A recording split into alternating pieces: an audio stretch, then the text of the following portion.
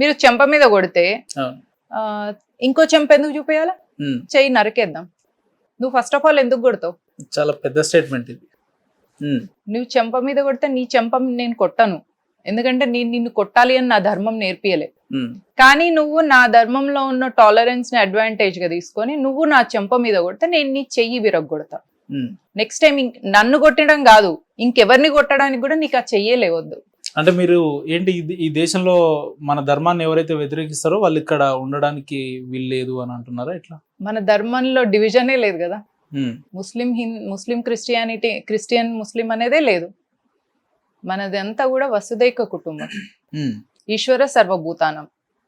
ఇప్పుడు ఒక సముద్రం దగ్గరికి వెళ్ళిండ్రు, ఒక గ్లాసు, ఒక బకెట్, ఒక డ్రమ్ము, ఒక కప్పు, అన్నిట్లలో సముద్రం నీళ్లు పోసింది అనుకోండి. అట్లా ఒక్కొక్క కంటైనర్ లో ఒక్కొక్క వాటర్ ఉన్నంత మాత్రాన వేరేలా ఉంటుందా? అన్నిటి వాటర్ క్వాలిటీ ఒకటే కదా.